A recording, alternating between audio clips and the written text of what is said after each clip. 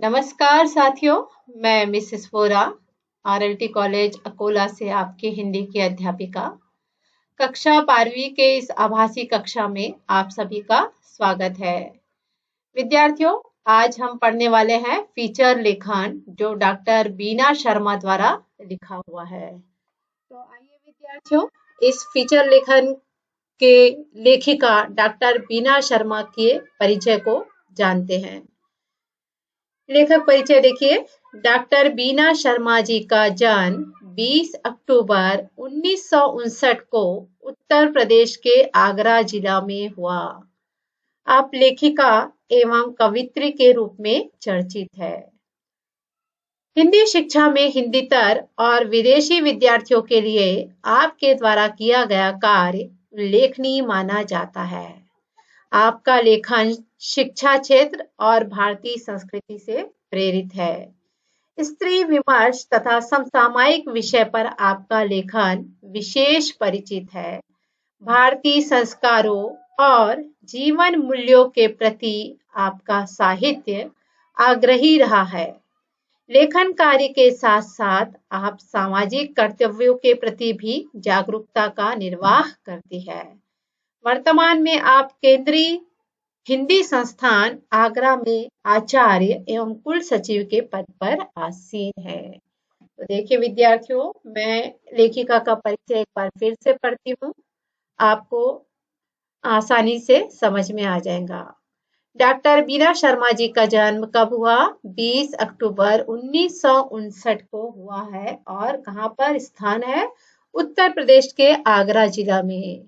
आप एक लेखिका के रूप में चर्चित है और आप एक कवित्री के रूप में भी प्रसिद्ध है।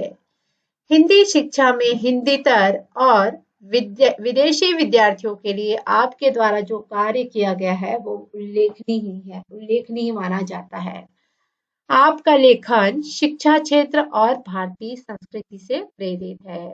अर्थात लेखिका डॉक्टर बीना शर्मा ने जो लेखन किया है वह शिक्षा के क्षेत्र में और भारतीय संस्कृति से प्रेरित माना जा सकता है। स्त्री विमर्श और समसामयिक विषय पर आपका लेखन विशेष परिचित है। अर्थात आपके लेखन का जो मुख्य सब्जेक्ट है वह स्त्री विमर्श और समसामयिक विषय रहा है। भारतीय संस्कारों और जीवन मूल्यों के प्रति आपका साहित्य आग्रही रहा है। अर्थात लेखिका ने अपने लेखन में भारतीय संस्कारों और जीवन मूल्यों को महत्वपूर्ण माना है। लेखन कार्य के साथ साथ आप सामाजिक कर्तव्यों के प्रति भी जागरूकता का निर्वाह करती है। अर्थात आपने लेखन का कार्य तो किया ही है, साथ ही साथ समाज के प्रति जो उनकी जिम्मेदारी है, समाज के प्रति जो उनके कर्तव्य है वह भी पूरी जागरूकता के साथ उन्होंने उसका निर्वाह किया है। और वर्तमान में वह केंद्रीय हिंदी संस्थान आगरा में एज आचार्य और कुल सचिव के पद पर आसीन है। अर्थात वहाँ लेखिका भी क्या कार्य कर रही है विद्यार्थियों? आगरा में आचार्य और कुल सचिव के पद पर आसीन है। चलिए विद्यार्थियों, अब हम इनकी कृति जानते हैं या इनकी प्रमुख रचनाओं के बारे में पढ़ते हैं। हिंदी शिक्षण अंतरराष्ट्रीय परिप्रेक्ष्य। हिंदी शिक्षण अंतरराष्ट्रीय परिप्रेक्ष्य।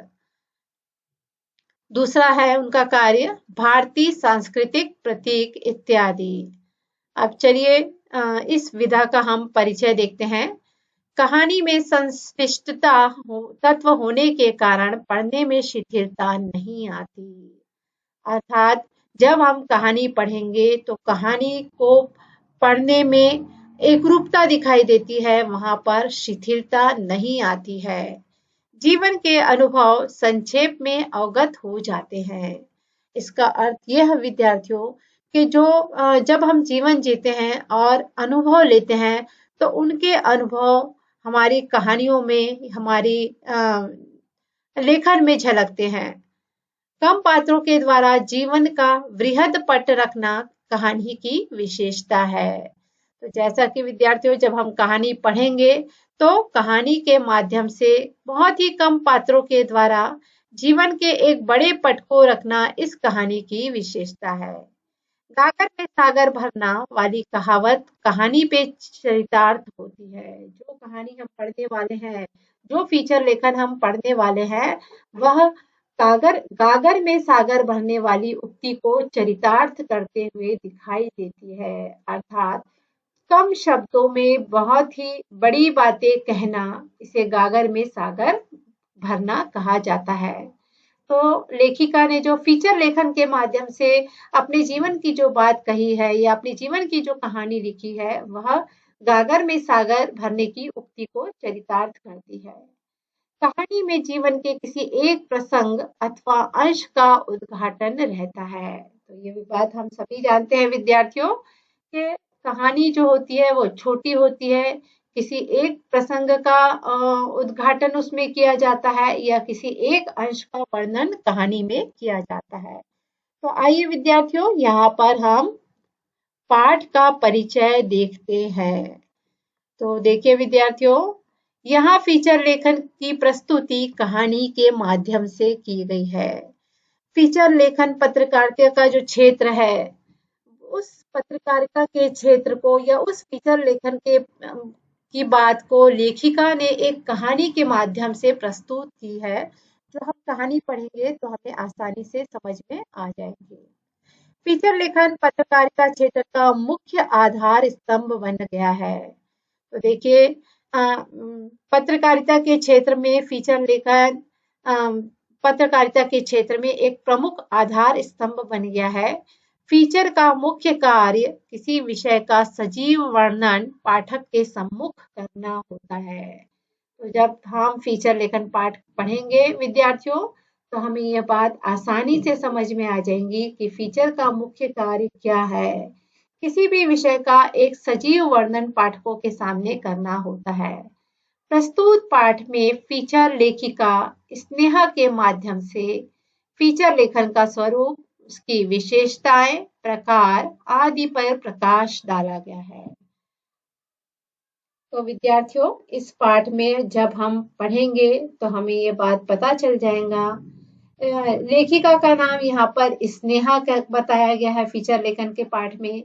और फीचर लेखन का स्वरूप क्या होता है, फीचर लेखन की विशेषताएं क्या होती है, उसके प्रकार क्या होते हैं, आदि बातों पर प्रकाश डाला गया है।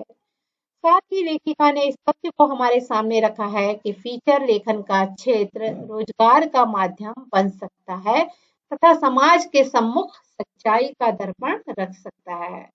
तो विद्यार्थियों, ये बात हम जानते हैं या इस पाठ के माध्यम से हम जान सकते हैं कि हिंदी के एक रोजगार के एक रूप में या रोजगार के एक प्रकार के रूप में हम फीचर लेखन को अपना सकते हैं और अपनी रोजी रोटी पूरी कर सकते हैं या रोजी रोटी कमा सकते हैं। तो फीचर लेखन के माध्यम से यह रोजगार का एक माध्यम बन गया है और समाज के सामने सच्चाई का दर्पण हम रख सकते हैं। तो देखिए विद्यार्थियों, थोड़ा सा मैं पाठ भी पढ़ती हूँ। देखिए,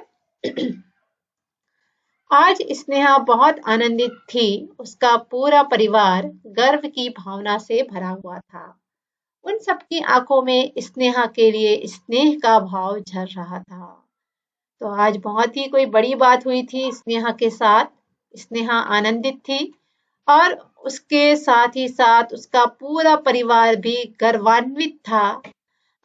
उसकी उन सबकी आंखों में स्नेहा के लिए प्रेम का भाव झर रहा था। पत्रकारिता क्षेत्र में फीचर लेखन के लिए दिए जाने वाले सर्वश्रेष्ठ फीचर लेखन के राष्ट्रीय पुरस्कार से उसे सम्मानित किया गया था। किसे सम्मानित किया गया था विद्यार्थियों?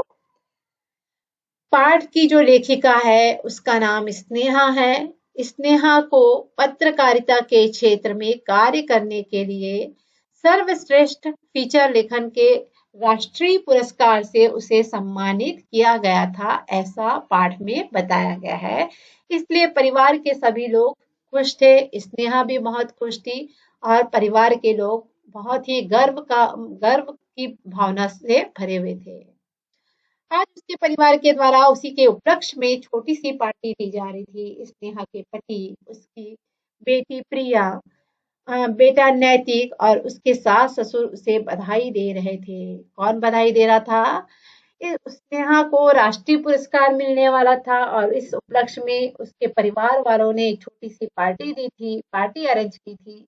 उस पार्टी में स्नेहा के पति, उनकी उसकी बेटी प्रिया, बेटा नैतिक और सास ससुर इत्यादि शामिल थे और ये उसे स्नेहा को बधाई दे रहे थे। इतना सारा आदर, स्नेह पाकर स्नेहा की आंखें छलछलाई। आंसुओं की छलछलाहट में उसके फीचर लेखन की पूरी यात्रा झलक आई थी। स्नेहा को वो सभी बातें याद आने लगती है जो अपनी अपनी जीवन यात्रा के संघर्ष के समय किया था, या फीचर लेखन की जो यात्रा उसने पूरी की थी, उन उनके संघर्षों को के दिन उसे याद आ जाते हैं। बीए कर लेने के पश्चात पिताजी ने स्नेहा से पूछा था, अब आगे क्या करना चाहती हो? मैंने तो लड़का देखना शुरू कर दिया है। जब स्नेहा बीए क- पूरी कर का बीए का अभ्यास पूरा कर लेती है या बीए की डिग्री प्राप्त कर लेती है, तब स्नेहा के पिताजी स्नेहा से पूछते हैं कि अब तुम आगे क्या करना चाहती हो? मैंने तो लड़का देखना शुरू कर दिया है।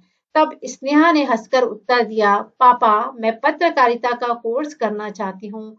मुझे न्यूज़ चैनल देखना अच्छा लगता है। माँ ने भी स्नेहा की इस इच्छा का समर्थन किया था और स्नेहा ने पत्रकारिता का कोर्स ज्वाइन कर लिया था। तो विद्यार्थियों, आज के लिए इतना ही काफी है। धन्यवाद।